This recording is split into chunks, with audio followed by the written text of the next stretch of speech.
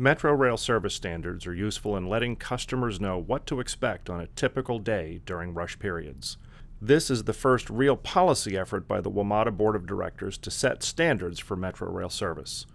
This should be viewed as phase one of an ongoing effort by the board to provide policy guidance regarding the quality and quantity of Metrorail service. The purpose of the presentation today is to solicit your comments and feedback to inform the Board of Directors as they consider adopting these standards. So the question is, why do we want to set standards?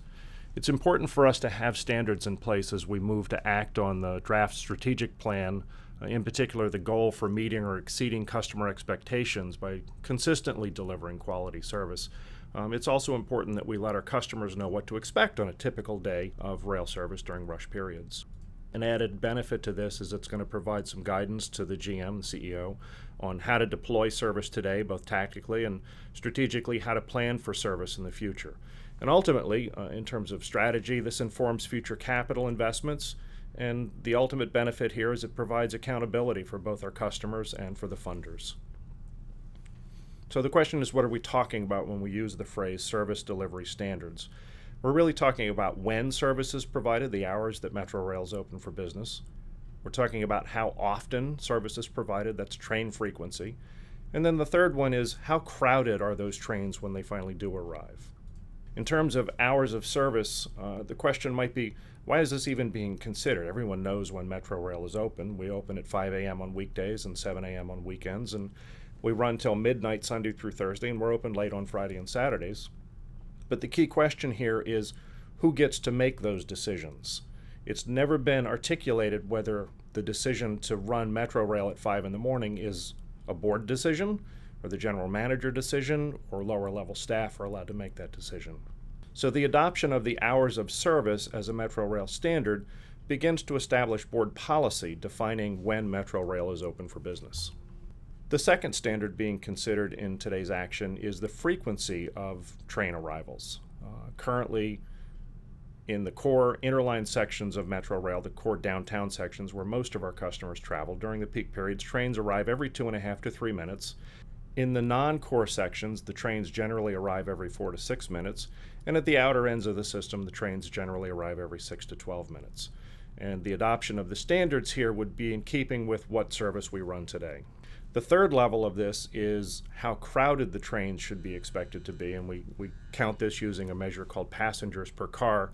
Today, kind of a rough standard used by staff is that we have 100 passengers per car during the peak hour, kind of in the peak direction at the peak load point. It's the busiest moment in time on the Metrorail system during the peak period. And the proposal here would be to have a range of a minimum of 80, maximum of 120, with kind of an optimal crowding level of about 100 passengers per car. So then the next question is, if those are the three standards that we're thinking of applying to Metrorail, what do other subway systems do? So we've done a survey of kind of our peer transit agencies across the country, and most of them use the same kind of standards we're talking about here. Everyone uses passengers per car as a standard of service. Most of them are considering frequency of trains as a standard. Many of them have formal policies about their hours of service. Some even use things like fare recovery ratios. And additionally, all transit properties monitor their on-time performance, but unfortunately, everybody calculates that differently, so there's really no way to do benchmarking.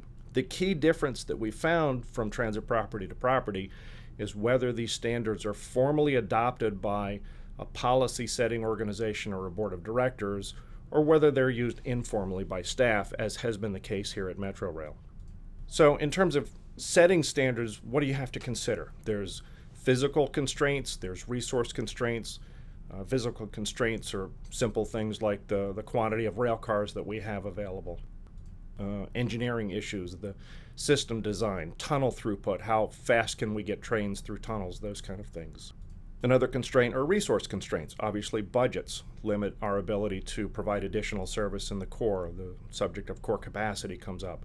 The size of the fleet is a budgetary constraint. Another consideration is addition of the Silver Line, which will be coming online in the near term. So the formal action that we're putting in front of the board of directors is for them to adopt policy on three standards. One would be the hours of service. The proposal here is to have no change from the current hours of service. The second standard is the frequency of train arrivals. And our current standard is 2.5 to about 6 minutes. The proposal here would be to raise that by 1 minute. So our frequency during peak periods would be 2.5 to 7 minutes.